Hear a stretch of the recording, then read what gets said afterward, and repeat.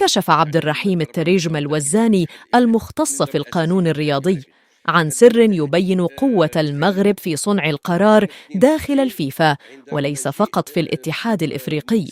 المغرب هو الذي غير المادة 4 في قانون الكاف. إليكم التفاصيل.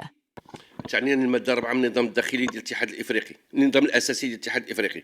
هذه الماده هذه تغيرت في سنه 22 عندما جاء موتسيبي رئيسا للاتحاد الافريقي لكره القدم. وهذه الماده هذه جاءت بناء اولا على رغبه المغرب.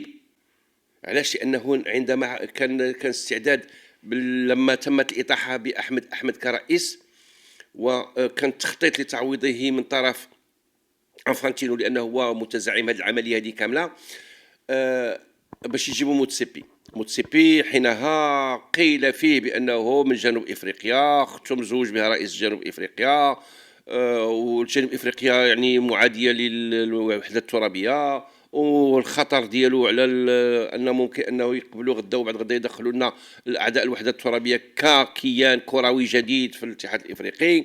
وعلى اثر هذه العمليه هذه تم استقباله من طرف ناصر بوريطه، وكان اول مره ناصر بوريطه كيستقبل انفانتينو لان ما لا علاقه له به. وكان الهدف من هذا الاستقبال هذا هو انه مساءله سي انفانتينو حول الضمانات اللي ممكن المغرب لانه حنا غادي ننتخبوه في المغرب، غادي يجي عندنا المغرب وحنا اللي غادي نطلعوه رئيس، واخا ومن بعد غادي نرجع لك حتى الرئاسه ديال احمد الا بغيتي. قالوا له بان شنو هي الضمانات اللي عندنا. قال لهم السي انفانتينو الامر ديالنا سهل، وانه هنا نتكلم عن الانخراط كيان جديد. غادي نبدلوا الماده الرابعه اللي تتعلق بالانخراط ونزيدوا فيها اون كلوز اللي كتقول بانه ما مفاده يعني باختصار لا يمكن قبول انخراط كيان جديد ما لم يحظى باعتراف اممي، والبوليزاريو لا يحظى باعتراف اممي. اذا هكذا ما يمكنناش نقبلوا الانخراط ديالو بتاتا.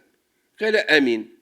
غيروا هذه الماده بناء على طلب المغرب، لان انفانتينو قال لهم انا ما عنديش رئيس اخر من غير سميتو موتسيبي اللي يمكن له يساعدني في الاتحاد الافريقي، نظرا لكون الاتحاد الافريقي يعاني ماليا، عنده ازمه ماليه، عنده ازمه مع المحتضنين ديالو، عنده ازمه في الاداره ديالو، يعني يعيش ازمات.